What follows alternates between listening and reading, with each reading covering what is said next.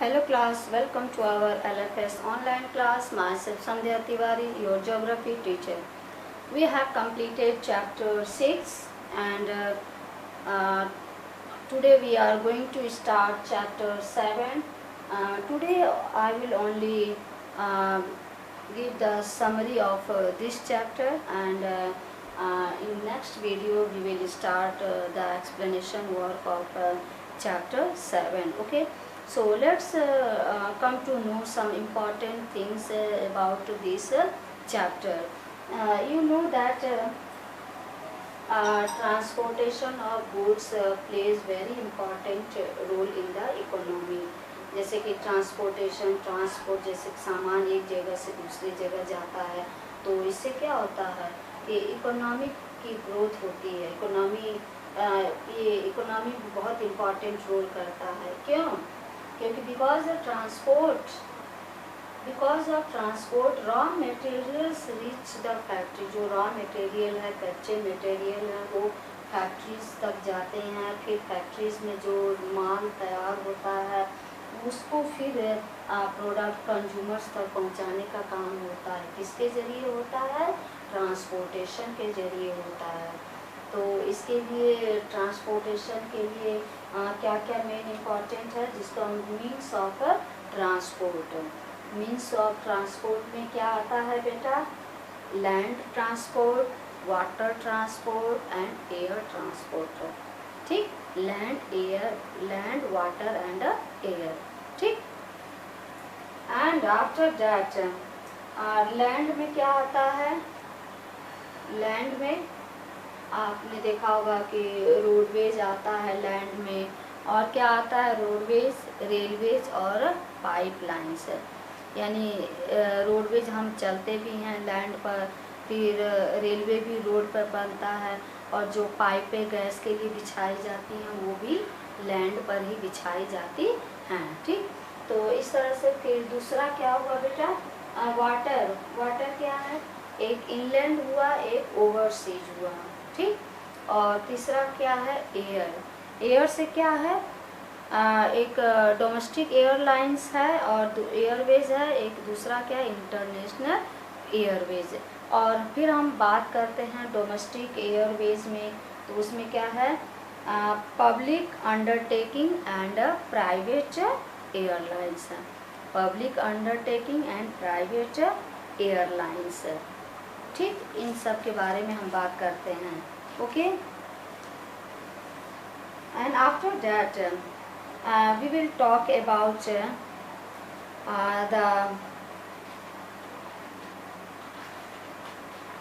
in water roadways we will talk about 6 in India roads are classified into 6 categories.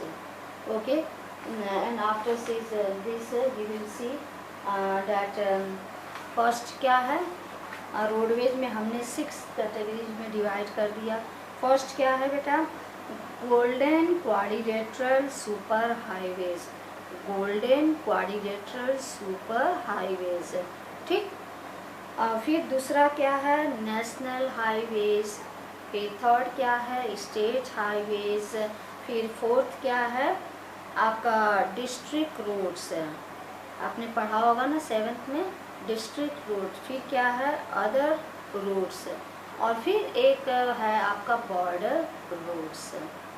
ठीक है, इन सब के बारे में हम डिटेल स्टडी करेंगे एक एक करके। फिर आप देखिए रेलवेज में आइए।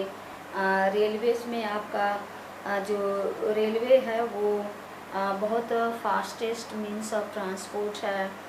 और ये आपको पता है कि पहला रेलवे मुंबई टू ठाणे 1853 में हुआ था। ओके, एंड ऑल्सो आपके पास इंडियन रेलवेज के 16 जोन्स हैं। 16 जोन्स के हम नेम आपको रिटेन में दे देंगे। ओके, और जो आपका जो रेलवे नेटवर्क का जो है 3 गॉजेस में, एक ब्रॉड गेज है, एक नैरो गॉज है, एक मीटर गॉज है। ठीक है, जिसको हम मेट्रो गॉज भी कहते हैं। ठीक, समझ में आया? फिर क्या है? पाइपलाइंस। ये किसके बारे में हम पढ़ रहे हैं? लैंड। लैंड में ये सारे आते हैं ना, रोडवेज, रेलवेज और पाइपलाइंस। फिर पाइपलाइंस का क्या है, पाइपलाइन ट्रांसपोर्टेशन, जो क्या होता है, क्रूड ऑयल, जो ऑयल का ट्रांसपोर्टेशन हम नेचुरल गैस और सारी एक जगह से दूसरी जगह भेजते हैं, ठीक। और जो कि फार इंलैंड, जो कि लोकेशन ऑफ रिफाइनरीज है, आप मथुरा में देख सकते हैं, फिर बरौनी में देख सकते हैं, प्लस पानीपत में देख सकते हैं, ये सब। और various gas based on fertilisers, इसके बारे में हम डिटेल में स्टडी करेंगे, ओके। फिर उसके बाद से आता है आपका वाटरवेज, ठीक है। Waterways is the cheapest means of transport, ये सबसे सस्ता मीन्स ऑफ ट्रांसपोर्ट है। And also it help fuel efficient, and also India has inland navigation. और इसके पास the waterways declared as national waterways 1, 2, 3, 4 and 5. And after that we will talk about its coastline, and also we will talk about major and medium minor ports, okay.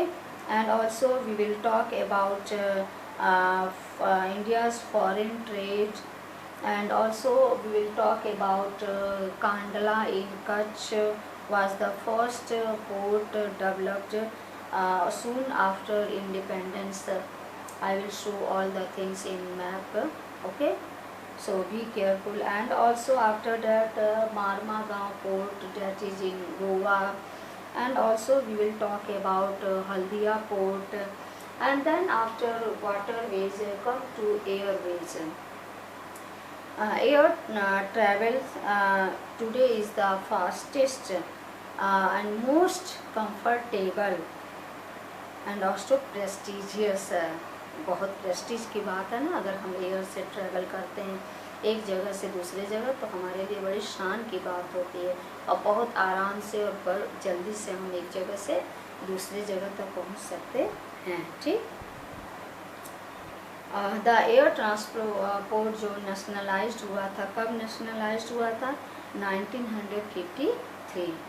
फिर हम उसके बाद से communication के बारे में बात करेंगे, फिर इंटरनेशनल ट्रेड के बारे में बात करेंगे, फिर हम टूरिज्म इन इंडिया, इस सब के बारे में बात करेंगे, okay. So today only this much. So here's your homework.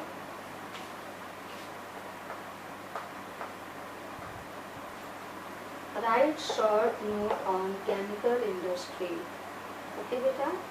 So today only this much. Thank you.